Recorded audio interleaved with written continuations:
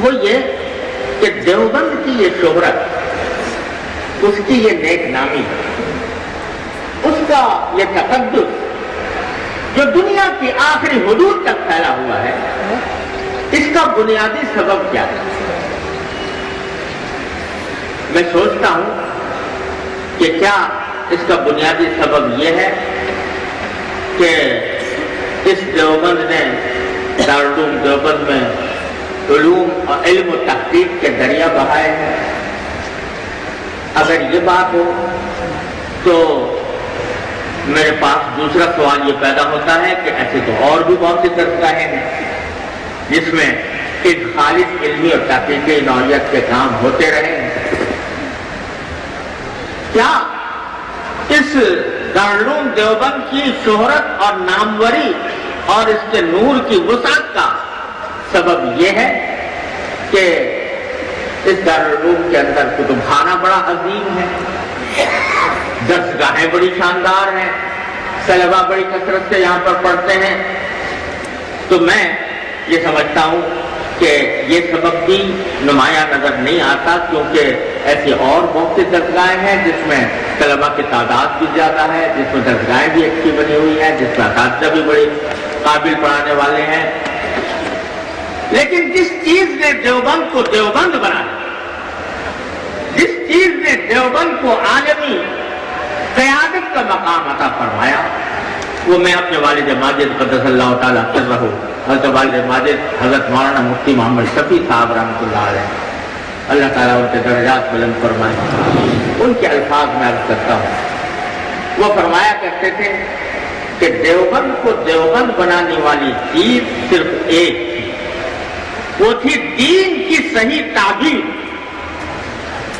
دین کا صحیح تصور، دین کے اوپر صحیح اور اعتدال والا عمل۔ یہ اللہ تبارک و تعالیٰ نے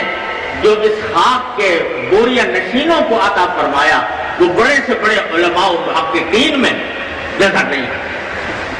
میرے والد ماجد رحمۃ اللہ علیہ فرمایا کرتے تھے کہ میں نے عرب ممالک میں بڑے بڑے محقق علماء بھی دیکھے ہیں، تحقیق و تدقیق کے شناور بھی دیکھے ہیں،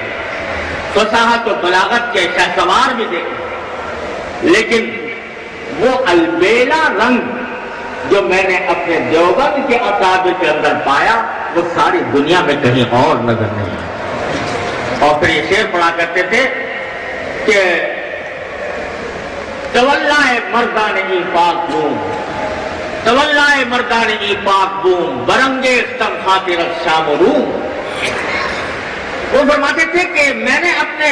اکابر کو جس طرح پایا، دین کی اور سنت کی جو تعبیر انہوں نے اپنے قول ہی سے نہیں، اپنے عمل سے، اپنے طرز عمل سے، اپنی زندگی کی اداؤں سے دنیا کے سامنے پیش کی ہے، وہ نظیر ہمیں کہیں دنیا میں اور نظر نہیں آئی۔ اللہ تبارک و تعالیٰ نے ما انا علیہ واصحابی کی مجسم تفسیر میرے ان اکابر کو بنایا تھا۔ اور کبھی کبھی یہ بھی فرماتے تھے کہ اولئک آبائی فجینی بمثلہم اذا جمعتنا یا جریر المجامع۔ مجھے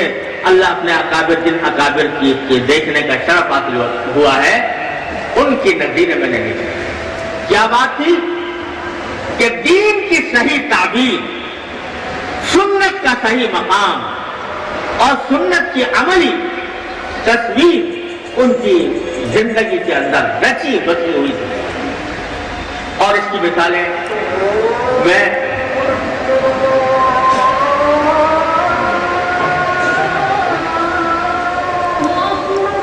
اللہ اکبر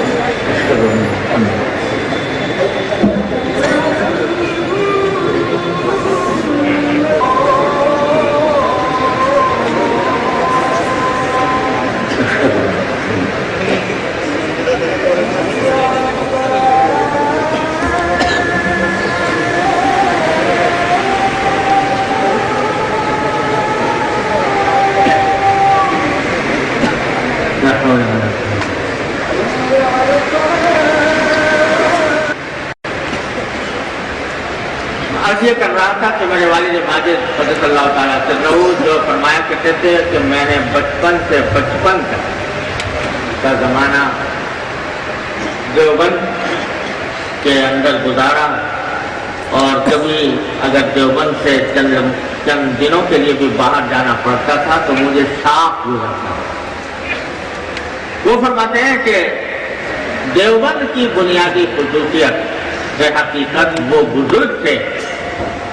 وہ لوگ تھے جو ما انا علیہ واصحابی کی صحیح تفسیر اور دین کا جو معتدل مزاج ہے، دین کی جو معتدل تعبیر ہے، وہ اگر ہم نے کہیں دیکھی تو دیوبند کے اکابر میں ہے۔ آپ سب حضرات جانتے ہیں کہ دین کے 5 شعبے ہیں، عقائد ہیں، عبادات ہیں، معاملات ہیں، معاشرت ہے، اخلاق ہے۔ یہ 5 شعبے مل کر دین بنتے ہیں۔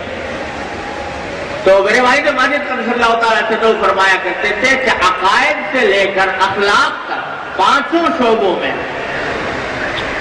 ہمارے اکابر نے جو ایک معتدل مزاج اپنی تحریر و تقریر سے بھی اور اپنے عملی زندگی سے بھی پیش کیا، وہ ہے در حقیقت جس کا نام جو ہے عقائد میں دیکھو تو اللہ تبارک و تعالی عقائد میں اعتدال۔ حضرت حکیم الاسلام مولانا قاری محمد طیب صاحب رحمۃ اللہ علیہ کی 2 کتابیں اس موضوع پر موجود ہیں، اور اس میں ایک کے اوپر مجھے بھی کچھ تحریر لکھنے کا اتفاق ہوا ہے، جس میں میں نے یہ عرض کیا تھا کہ مسلک دیوبند کو واضح کرنے کے لیے در حقیقت کسی الگ کتاب کی ضرورت نہیں، کیونکہ یہ کوئی فرقہ نہیں ہے جو جمہور امت سے ہٹ کر پیدا کر دیا گیا ہو۔ آپ عقائد کی کوئی بھی اہل سنت کی کتاب اٹھا کر دیکھ لو، وہ مسلک علماء دیوبند، اور صحیح احادیث قرآن و حدیث سے جو صحیح عقائد ثابت ہیں وہ اٹھا کر دیکھ لو، وہ مسلک علماء دیوبند۔ تو عقائد میں بھی اعتدال، عبادات میں بھی اعتدال، اور معاملات میں بھی اعتدال، معاشرت میں بھی اعتدال، اخلاق میں بھی اعتدال، دین کی یہ صحیح تصویر ہے جو اکابر نے پیش کی ہے دنیا کے ساتھ۔ اور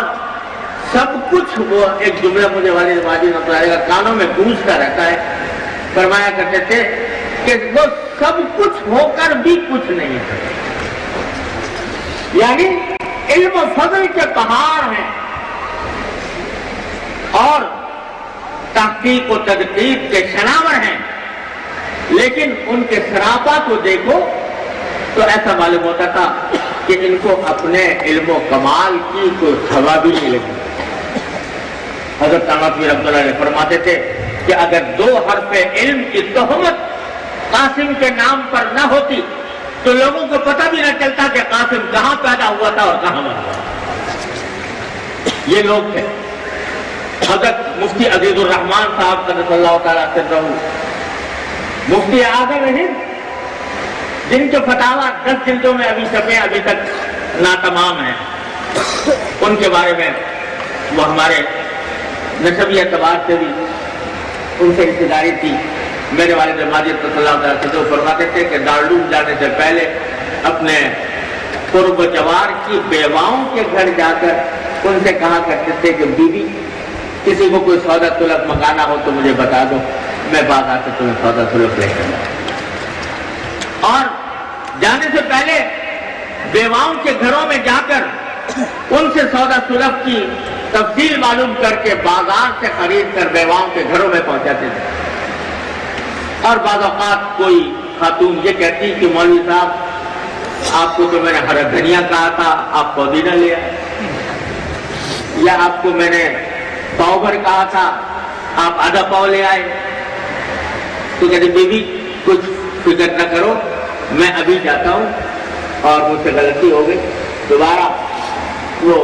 جا کر تمہاری مطلب کی چیز لے آتے، دوبارہ جاتے دوبارہ پہنچا دیتے۔ یہ تھا مفتی اعظم ہند۔ نہ کوئی غرور ہے، نہ کوئی تکبر ہے، نہ اپنی ذات کے کمال کا کوئی احساس ہے، اپنے آپ کو مٹائے ہوئے ہیں، فنا کیے ہوئے ہیں۔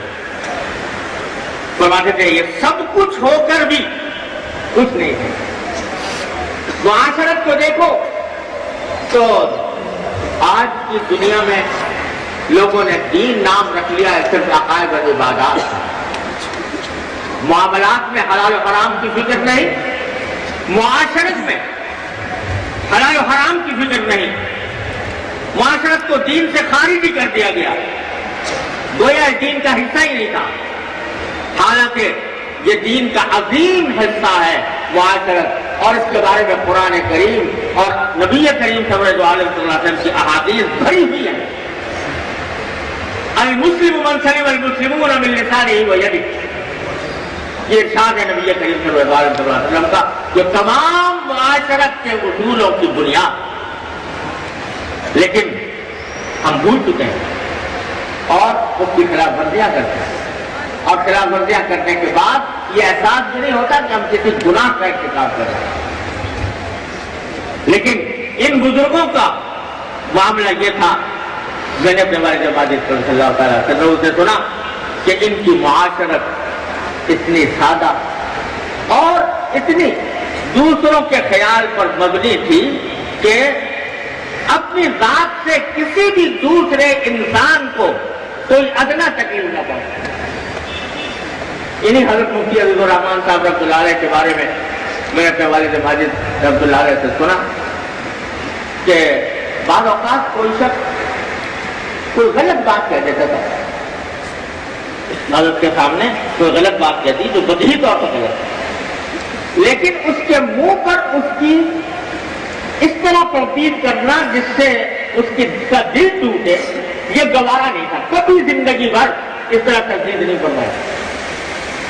بلکہ اس کے قول کی کچھ اس طرح تعویل کر لیتے تھے کہ جس سے اس کی غلطی کی بھی اصلاح ہو جائے اور اس کا دل بھی نہ ٹوٹے۔ تو فرماتے تھے یہ حضرت کا مقصود جملہ تھا۔ میں نے اپنے والد ماجد رحمۃ اللہ علیہ سے سنا، مجھے تو کوئی زیارت نصیب نہیں ہوئی، والد ماجد سے سنا کہ جب کسی نے کوئی غلط بات کہی تو اس کے جواب میں گویا کہ آپ کا مطلب یہ ہے، یہ فرما کر گویا کہ آپ کا مطلب یہ ہوگا، وہ اس کی غلط بات کو اس کی تعبیر کر کے اس کو صحیح طریقے سے بتا کر اس کی غلطی پر بھی متنبع کر دیا، اور براہ راست منہ پر اس کی برائی یا منہ پر اس کی دل آزاری کا بھی احساس ہے۔ تو یہ چیزیں کہاں آج علم کا غرہ ہے، تحقیق کا سندار ہے، اور اگر کسی سے کوئی غلطی ہوئی ہے تو اس میں اس بات کا لحاظ کہ اس انداز سے بات کہوں کہ دوسرے کا دل نہ ٹوٹے، دوسرے کو تکلیف نہ پہنچے، یہ کہاں؟ یہ ان اکابر کا سرہ امتیاز تھا جو انہوں نے اپنے زندگی میں جس پر عمل کر کے دکھایا۔